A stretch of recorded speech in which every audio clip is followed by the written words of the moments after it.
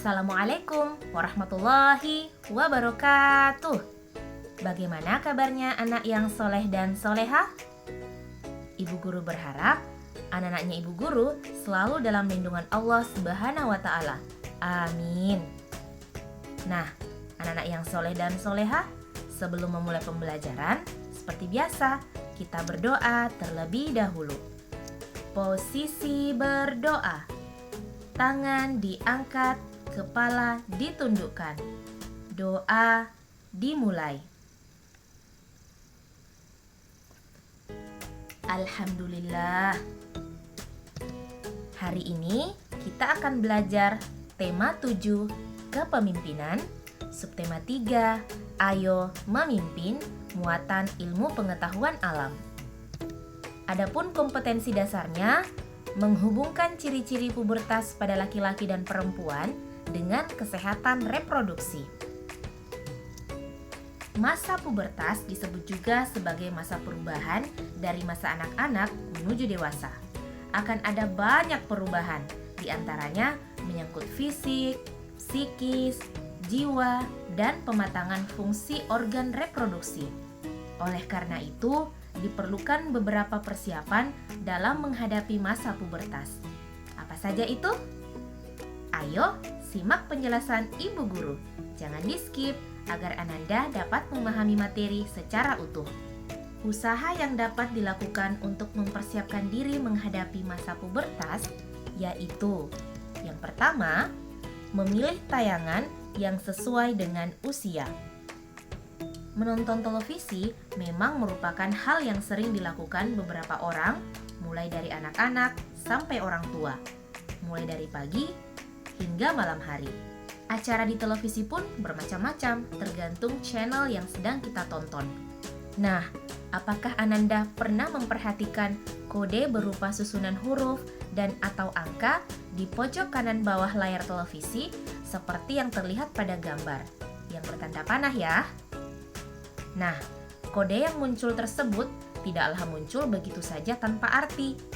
Justru, kode tersebut adalah sebuah peringatan awal buat keluarga agar hati-hati terhadap konten tayangan yang mungkin tidak sesuai untuk seluruh anggota keluarga. Nah, Ibu Guru akan menjelaskan jenis-jenis kode tersebut serta artinya. Yang pertama, SU atau SU2+. SU adalah singkatan dari semua umur. Tayangan dengan kode ini dapat disaksikan oleh semua umur. Namun, hanya boleh disaksikan oleh anak-anak berusia di atas 2 tahun. Yang kedua, BO. BO merupakan singkatan dari bimbingan orang tua. Tayangan dengan kode ini mengharuskan adanya bimbingan orang tua, karena konten-konten yang terdapat dalam tayangan ini ada yang kurang sesuai untuk anak berusia di bawah 18 tahun. Yang ketiga, A atau A7+. A atau A7+ merupakan singkatan dari anak-anak. Nah, tayangan dengan kode ini dapat disaksikan oleh anak berusia antara 7 sampai 12 tahun. Yang keempat, R atau R13+. R adalah singkatan dari remaja. Nah, tayangan dengan kode ini dapat disaksikan oleh anak berusia antara 13 sampai 17 tahun. Yang kelima, D atau D18+. D merupakan singkatan dari kata dewasa. Nah, tayangan dengan kode ini tidak diperbolehkan untuk anak-anak dan remaja. Tayangan dengan kode ini hanya boleh disaksikan oleh pemirsa berusia 18 tahun ke atas. Biasanya, tayangan televisi dengan kode D atau D18+ ditayangkan pada pukul 22 hingga 3 dini hari waktu setempat. Ananda yang soleh dan soleha, setelah mendengar dan memahami penjelasan Ibu Guru tentang kode penggolongan program siaran televisi, Ibu Guru berharap Ananda semua bijak dalam memilih tayangan yang sesuai dengan usia Ananda. Jika menonton tayangan melalui internet, Ananda bisa meminta bantuan orang tua untuk memilihkan tayangan yang sesuai. Selain memilih tayangan yang sesuai dengan usia, Ananda juga harus pandai memilih teman dengan baik. Karena saat memasuki pubertas, kebutuhan untuk berteman menjadi lebih besar. Ananda akan membutuhkan teman untuk belajar bersama, berbagi cerita, dan mencoba berbagai hal baru. Tetapi pada saat memilih teman, Ananda perlu mengetahui batasan antara teman laki-laki dan perempuan. Di antaranya, tidak berdua-duaan dengan yang bukan mahram, tidak berpegangan tangan dengan yang bukan mahram, dan tidak melakukan sesuatu yang dilarang oleh syariat agama. Nah, selanjutnya, selain memilih tayangan yang sesuai dengan usia, memilih teman dengan baik, ada satu lagi usaha yang dapat dilakukan untuk mempersiapkan diri menghadapi pubertas, yaitu menggunakan toilet umum yang terpisah. Maksudnya apa? Ananda yang laki-laki jika berada di tempat umum dan harus menggunakan toilet umum, maka gunakanlah toilet khusus laki-laki. Begitupun Ananda yang perempuan, gunakanlah toilet khusus perempuan. Jangan dibalik ya. Nah, ketika Ananda sudah pandai memilih toilet umum mana yang harus digunakan, Ananda juga perlu menjaga kebersihan sebelum dan setelah menggunakan toilet, seperti mencuci tangan sebelum dan sesudah menggunakan toilet umum, membersihkan toilet sebelum dan sesudah menggunakannya dengan cara menyiram toilet hingga bersih, serta membuang sampah tisu ke tempat sampah yang telah disediakan.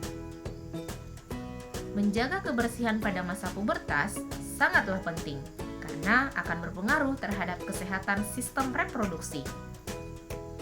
Apabila Ananda tidak pandai menjaga kebersihan diri pada masa pubertas, maka akan timbul berbagai macam penyakit. Penyakit apa sajakah itu? Yang pertama, AIDS. Yang kedua, vaginitis. Yang ketiga, kanker serviks. Yang keempat, kencing nanah. Dan masih banyak lagi penyakit yang dapat menyerang sistem reproduksi. Penyakit yang menyerang sistem reproduksi tidak hanya disebabkan oleh ketidakpandaian seseorang dalam menjaga kebersihan diri pada masa pubertas, tetapi juga disebabkan oleh pergaulan bebas. Oleh karena itu, setelah menyaksikan tayangan ini, Ibu Guru berharap Ananda semua pandai menjaga kebersihan diri, pandai memilih tayangan yang sesuai dengan usia, serta mampu menjaga diri dalam pergaulan. Itu tadi penjelasan tentang materi hari ini, dan untuk mempermantap pemahaman Ananda, ada tugas yang harus diselesaikan oleh Ananda di rumah. Ada 4 nomor ya.